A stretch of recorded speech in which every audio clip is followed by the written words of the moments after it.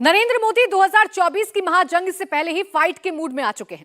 तेजस पर सवार होकर प्रधानमंत्री ने बहुत बड़ा मैसेज दिया है, लेकिन विरोधी उनके मैसेज को नहीं समझ पा रहे हैं।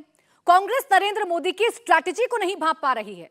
मोदी के इस वोट बैंक को फाइटर जेट की पिक्चर दिखाकर 2024 की बिग पिक्चर बना रहे हैं। 23 के चुनाव में आखिरी मूवमेंट पर मोदी कैसे वोटर का माइंडसेट चेंज करके बीजेपी के लिए बड़ा वोट गेन कर रहे हैं, पूरी डिटेल इस रिपोर्ट में देखिए।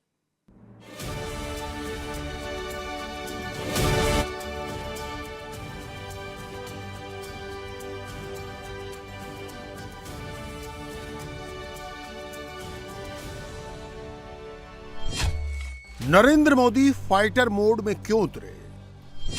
क्या मोदी 2023 की फाइट 4-1 से जीतेंगे? क्या मोदी को राहुल गांधी 3-2 से हरा देंगे? 23 के नतीजे 24 में किसकी राह करोड़ा बनेंगे?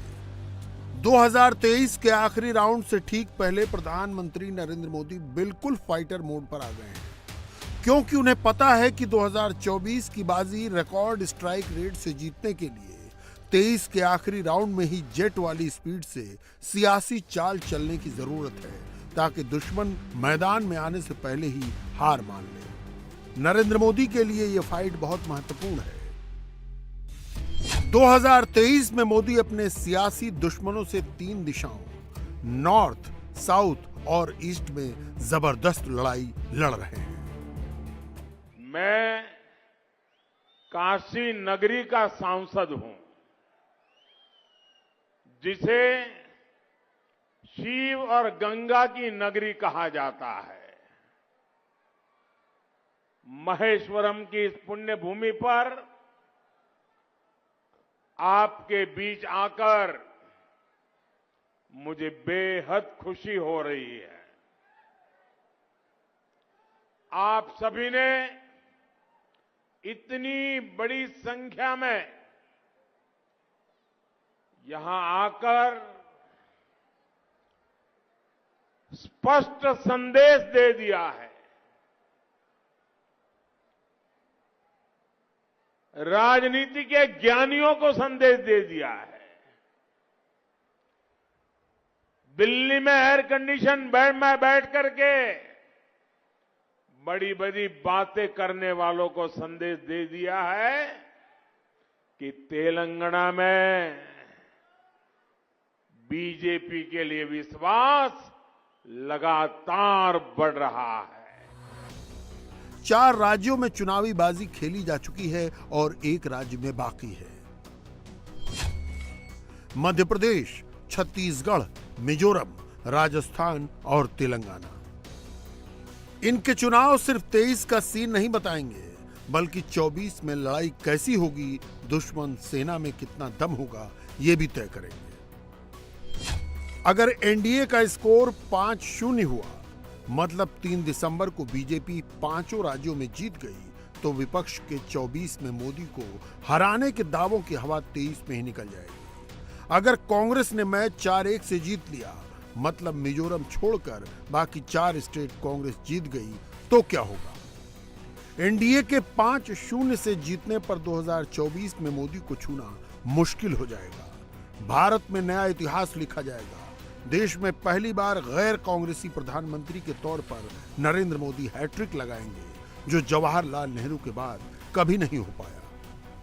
अगर कांग्रेस 4-1 से जीत गई तो इंडिया गठबंधन के लिए मुश्किल हो जाएगी। 2024 के लिए कांग्रेस अपनी शर्तों पर क्षेत्रीय दलों से गठबंधन करेगी। यूपी, बिहार, महाराष्ट्र और बंगाल जैसे बड़े राज्यों में चुनाव से पहले ही इंडी गठबंधन सीट बंटवारे पर ही उलझ कर रह जाएगा।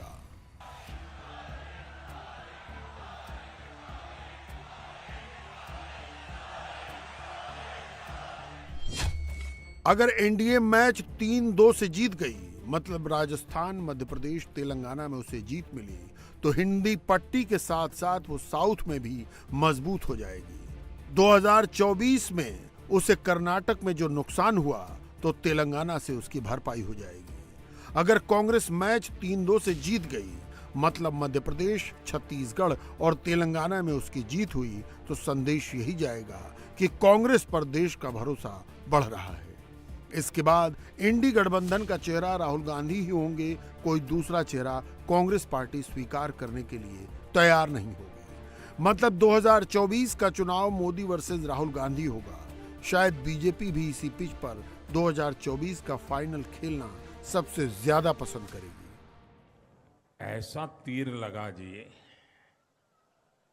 ऐसी गोली निशाने पर लग गई, आधे घंटे में तो पूरी कांग्रेस हिल गई। आके कांग्रेस में हर कोने में से चाऊ चाऊ चाऊ चाऊ करके टूट पड़े। मोदी ने ऐसा कैसे बोल दिया, मोदी ने ऐसा कैसे बोल दिया, मोदी ने ऐसा कैसे बोल दिया। पूरी ताकत से लगे हुए हैं आधे घंटे में, क्योंकि उन्हें पता था कि मोदी ने ऐसी गोली चलाई है ना, ये बिना घाव के कांग्रेस का जीना मुश्किल कर देगी। कांग्रेस की सबसे बड़ी लड़ाई राजस्थान में है, जहां बम्पर पोलिंग हुई है। सुबह से लेकर शाम तक पोलिंग स्टेशनों के बाहर लंबी कतारें क्या इशारा कर रही हैं। अशोक गहलोत, वसुंधरा राजे, सचिन पायलट, दिया कुमारी, राज्यवर्धन राठौर, बाबा बालकनाथ सभी दिग्गज वोट डालने के बाद अपनी जीत का दावा ठोंक रहे हैं। जादूगर मुख्यमंत्री को भरोसा है कि पेपर लीक, लाल डायरी, महिला अपराध जैसे मुद्दों पर उनकी फ्रीबी स्कीम भारी पड़ेगी, तो बीजेपी का दावा है कि जादूगर का जादू इस बार हवा हो जाएगा।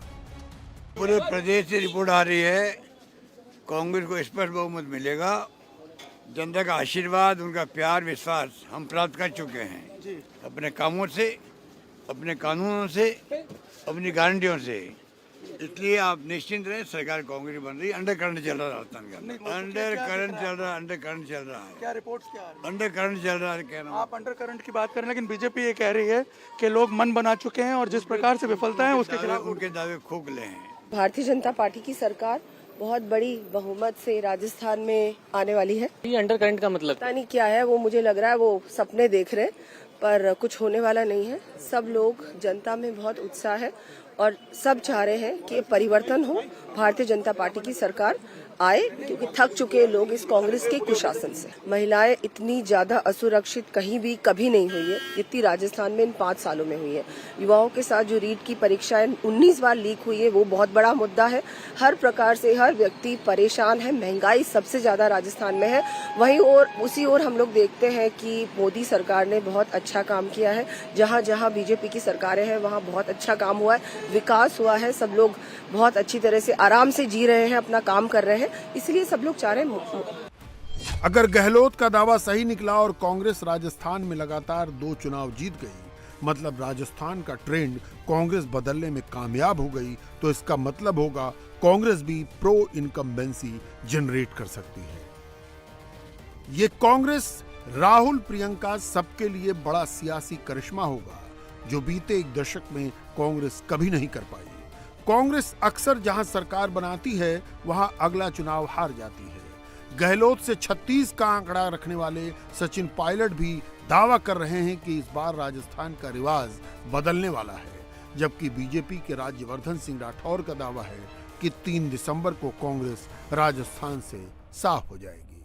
महत्वपूर्ण चुनाव है और इस बार लोगों का मन है कि ये परंपरा टूटनी चाहिए। हर बार हम सरकार बदलते हैं, पार्टी का काम, नेताओं का, सरकार का, उस सबको आकलन करने के बाद जनता इस बार कांग्रेस को दोबारा मौका देगी, ऐसा मैं मानता हूँ। आप कह रहे हैं कि रिवाज बदलने जा रहा है, राज नहीं बदल। जनता का मिजाज इस बार रिवाज बदलने का लग रहा है मेरे को। रिवाज ये है कि 5 साल बाद सरकार चली जाती है, लेकिन बीजेपी का जो परफॉर्मेंस रहा प्रदेश में उससे लोग खुश नहीं है और देश में 10 साल सरकार हो गई, अब लोग उब चुके हैं, बदलाव चाह रहे हैं और कांग्रेस बेहतर विकल्प है, अब सब लोग मानते हैं इस बार। बीजेपी का जो खिंचाव, तनाव, बिखराव है अपना अंदरूनी, उसका भी इम्पैक्ट लोगों में आ रहा है और हम लोगों ने जो काम किया है और हमारी जो जीत हुई है अभी कर्नाटक में, हिमाचल में, उससे लोग बड़े उत्साहित हैं। पार्टी वर्कर्स बड़े ऊर्जा से काम कर रहे हैं और पब्लिक का रिस्पॉन्स जो मैंने देखा वो पार्टी के पक्ष में है। और हम लोगों ने जो कांग्रेस पार्टी का मैनिफेस्टो है, जो कांग्रेस पार्टी का विजन प्रदेश के लिए, उसको लोग पसंद कर रहे हैं, इसलिए हम लोग चुनाव जीतेंगे। स्वार्थ की राजनीति का सबसे भद्दा उदाहरण पिछले 5 साल राजस्थान के अंदर रहा।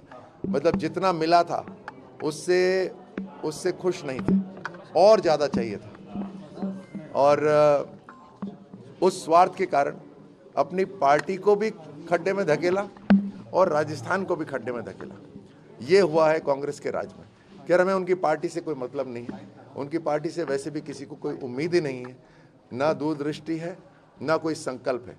लेकिन हमारा सारी चिंता राजस्थान की जनता के लिए थी जो 5 साल पिछड़ गए, और ख़ास तौर से युवाओं के लिए 5 साल बहुत बड़े होते हैं।